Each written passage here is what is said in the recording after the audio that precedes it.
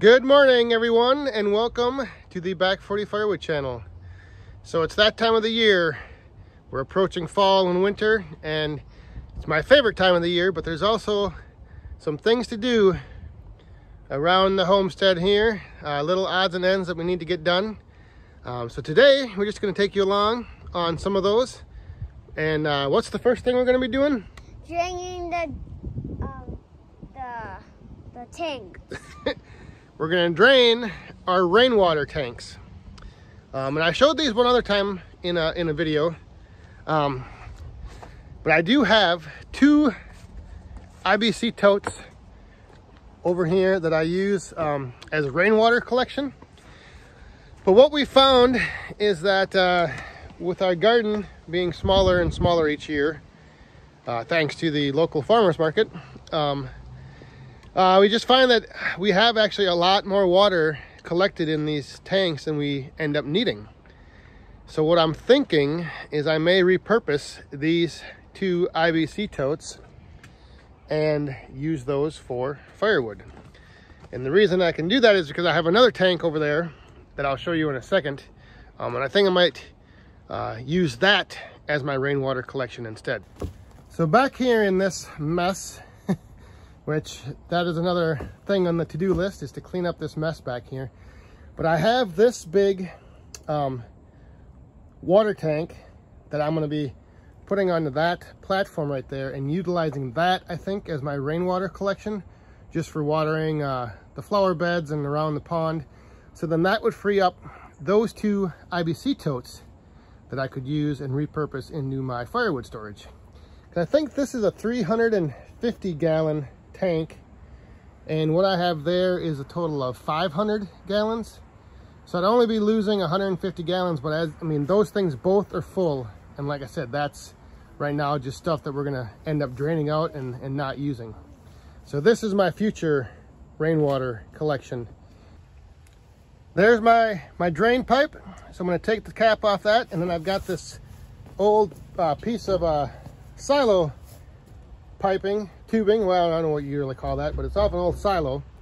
I'm just going to use that to divert the water from there over to there, and it can run out.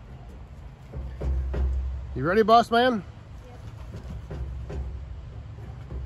This is one of his favorite things to do. He loves watching the water come out of there. And then you have tree service.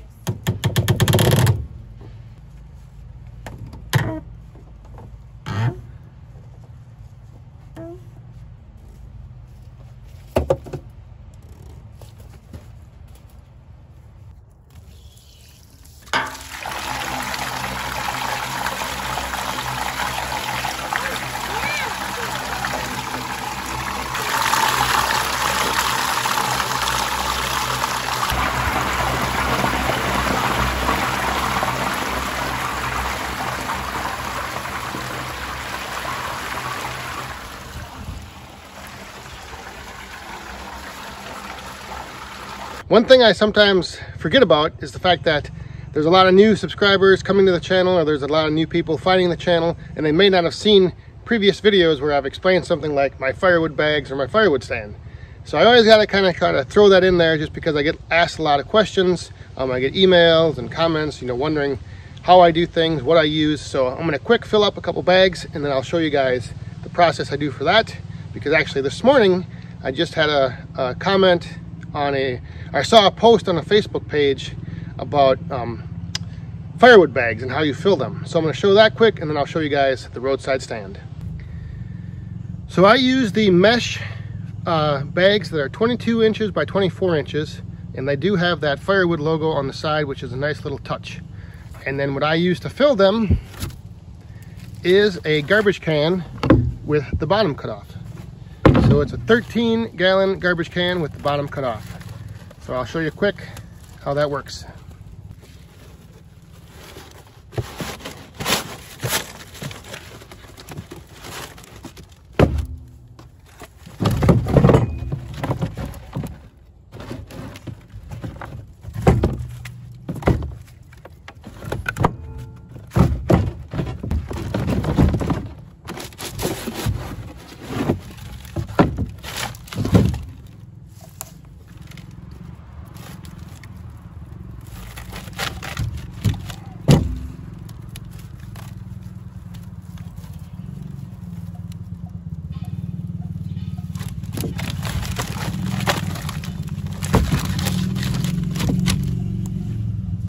And there you go, one bag of firewood. So I'm gonna make a couple more of those, and then I'm gonna take some of this oak here, put it on the carryall, and take it up to the stand.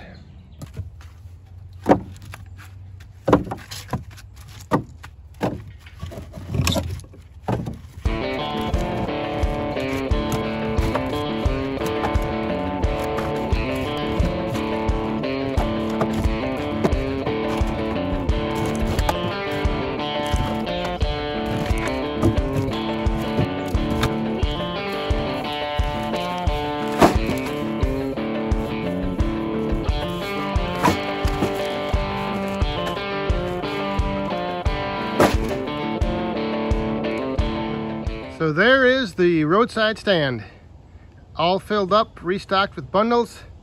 And I've also added, you can see a couple mums to the front there for a little added roadside flair. Go along with the colors of the stand nicely. Dress it up a little bit. But yep, so there is the roadside stand. So the roadside stand is actually where I do all of my selling of firewood. I don't deliver any wood. I don't sell like cordwood or bulk wood. The largest quantity I sell is usually that $20 stack from the stand. Back over at the rainwater collection area, I've taken the pump out, disassembled all of the PVC pipe, got the 2 IBC totes out, and I opened up this space back here. I discovered I have some extra 4x4s there, treated, some more cinder blocks that I can use to set totes on. So I've got some resources I found right here that I will be able to repurpose. Some 4x4s for putting totes on. I do have a couple more pallets there, and then I have these pallets, and there are the 2 totes. And let me tell you, these things were full of sludge. Let me just show you. Look at that. And that's the problem, I think, with having this collection system over here. There's a lot of organic material that comes off of this roof, pine needles and such. And once it gets in there, it just turns into a mess. So yeah, it's nice. It was nice to have that over there because it was out of the sun and it was kind of shaded. But there's just a lot of organic material that gets into this water from that roof. And I mean, I guess it doesn't matter because it's basically, I guess, just more fertilizer for the plants in the garden. But ooh, let me tell you, that stuff was stinky. Yeah. Ooh. Neighbor's doing some work on his lot. That's the beeping you hear. So a few videos ago, Amanda and I filled up the woodshed with some of that boiler wood pine. I still have some more of that back there. I climbed up in here and I kind of pushed and threw some of the wood that was in the front here. I threw that back. So now I think what I'm gonna do is go back there, get more of that pine, get the rest of the pine actually, and throw it in here because the next week or two, the boiler is starting up. So I wanna get as much wood into the shed as I can. And I might even bring some of that, some of the oak that I have sitting out. I might bring that and fill in this end row right here and just, you know, fill it up as high as I can. Like I said, just get all the wood in the shed.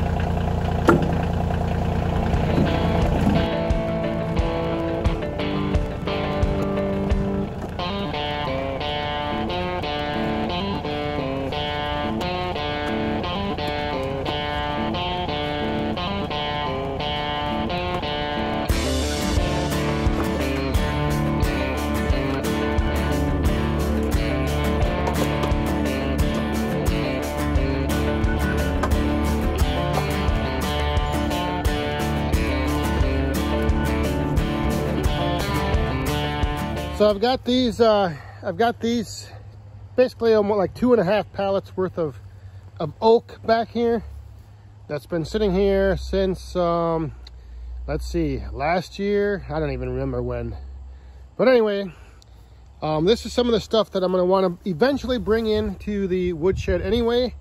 And, you know, if I take this oak and stack it on the end of the shed, it's going to be like some of the last stuff I get to. So it'll have, you know, how many more months to still season. And it's going to season just as good in the woodshed under the roof as it's going to, you know, in another month. You know, I just don't want to be leaving it out here and then having to come back here and dig it out of the snow. So this is going to be the stuff that I use to fill in that end of the shed. Okay, woodhounds, the woodshed is full. I got all of that wood that I wanted to stacked in here on the end. And I think I can honestly say this is the fullest I've ever had the woodshed. Let me show you inside. So I wasn't able to fit all of that oak on the end, so I did throw a little bit in here, but that'll be good because I can kind of mix that in for like overnight burns with the pine. But there is now how much wood is in the woodshed. Like I said, I think this is the most wood I've ever had in here. And you can see it's all the way up to the roof, packed to the roof. Got a little room back there, but that's all right. Once the Woodmaster fires up, we'll see how long this stuff lasts. But yeah, this is looking great. So in years past, I would always be bringing wood up from the farm, and I only have my little utility trailer. So I was never able to really bring a lot of wood back at one time. And so, you know, I'd bring some up during the summer and into the fall, but then once I started burning, I would always, you know, just be going down and getting some, and I would never be able to stockpile as much as I have this year. And it's all because of my planning a year and a half ago when I started selling firewood. That's when I started, you know, getting some for myself to sell and keep some for myself, sell some. I, you know, made a lot of connections with the tree service companies around the area. Just got a lot of wood into my wood yard, processed up, and then now a year later, my woodshed is stacked full. So hopefully I won't be needing to go back down to the farm to get any wood now until, you know, I'm hoping well into winter next year, spring, early spring maybe. We'll see. But yeah, it's been a great day of doing some chores, some firewood chores. We got the, and I know those water tanks, draining those out weren't really firewood related. However, they sort of are, because now those 4x4s that I discovered underneath the totes, well, I can use the totes for firewood, and then those 4x4s, I'm gonna put those on the ground where I pulled this oak out of, and I'm gonna set the totes there on top of those 4x4s. So made some room to move some more totes around of firewood. Got some chores done, got the roadside stand stocked back up. Gave anybody who hasn't seen the roadside stand a look at it. And now, got the woodshed full of wood.